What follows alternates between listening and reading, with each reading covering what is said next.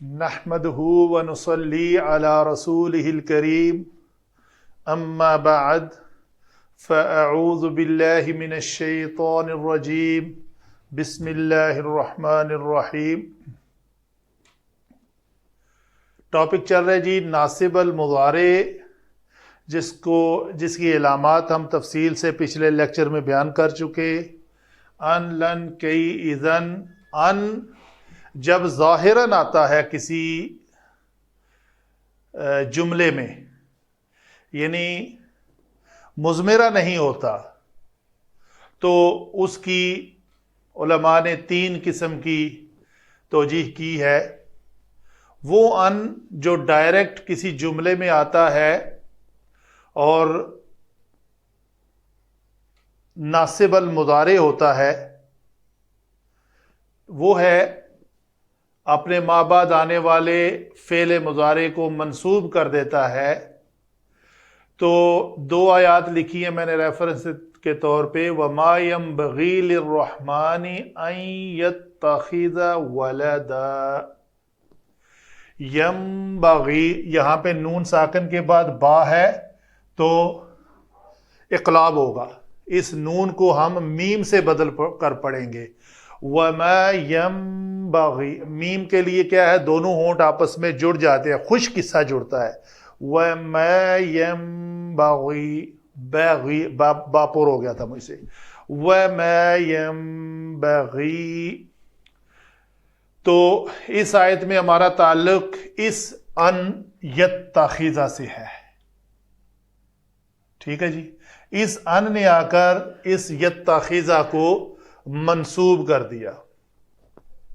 دوسری آیت مبارکہ ہے اور اس کے منصوب ہونے کی علامت یہ نصب فتح ظاہرہ ہے۔ عسیٰ ان یبعثک، تو یہاں پہ اس کی علامت یہ فتح ظاہرہ ہے جو آیت میں ہمیں موجود نظر آ رہی ہے۔ دوسری قسم کا ان آتا ہے جو ان مصدریہ ہوتا ہے اور اپنے ما بعد آنے والے فعل مضارع کو بتعویل مفرد لے جاتا ہے، اس سے ایک مفرد کلمہ بن جاتا ہے۔ تو ایک مفرد سے مراد جب یہ جمع کے مقابلے میں مفرد آئے گا تو اس کو ہم کہیں گے کہ یہ جی اس کا جو واحد ہے اس کے مقابلے میں یہ جمع ہے، اس کے مقابلے میں یہ واحد ہے۔ تو بہرحال اس جملے میں کیا ہوگا آیت مبارکہ میں، وَأَن تَصُومُوا خَيْرٌ لَكُمْ۔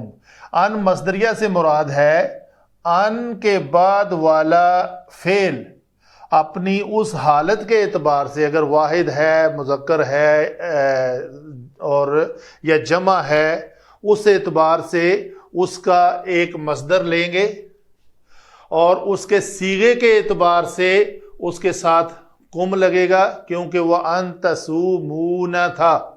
تصومون سے مراد ہے یہ جمع مذکر حاضر کا صیغہ تھا، تو ہم نے جمع مذکر حاضر کی ساتھ میں ضمیر لگا دی، تو اس کی تقدیر کیا بنی، تقدیرہما، یعنی ان دونوں آیات کی تقدیر یہ آگے میں نے لکھی ہوئی ہے، وَأَن تَصُومُوا خَيْرٌ لَكُمْ۔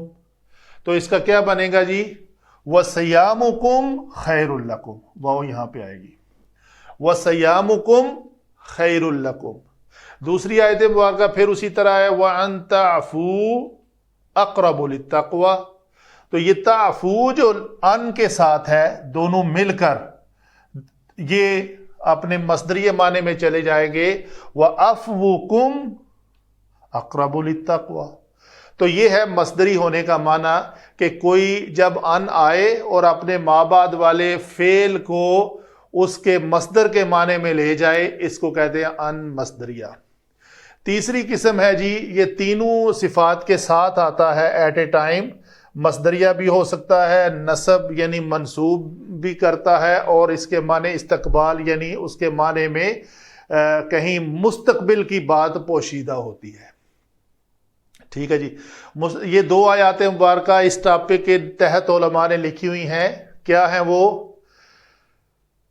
قال انی، بے شک میں ڈرتا ہوں، مجھے خوف ہے، میں پریشان ہوں، یہ بات مجھے رنجیدہ کرتی ہے۔ کیا رنجیدہ کرتی ہے؟ ان تذهبوا به، یعنی تمہارا یوسف کو اپنے ساتھ لے جانا۔ تو گویا ان اور اگر اتنے جملے کو آپ مصدریہ معنی میں لے جائیں گے تو معنی کچھ اس طرح بنے گا،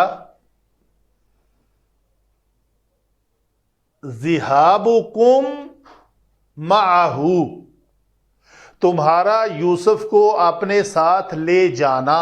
تو معنی نون الف نا آ گیا نا معنی، تو مصدر کے معنی میں کھانا پینا رونا، آخر میں اردو میں نشانی ہے نون الف نا آتا ہے، تو مجھے غم زدہ کر دیتا ہے۔ یہ کون کہہ رہے ہیں؟ حضرت یعقوب علیہ السلام۔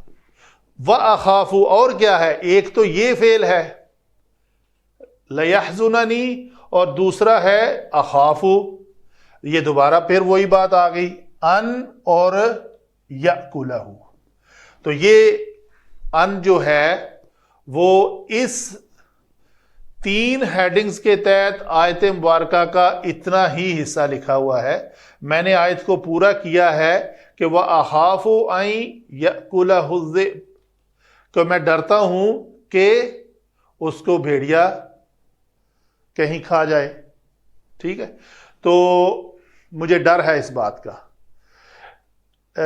دوسری آیت مبارکہ میں کیا ہے؟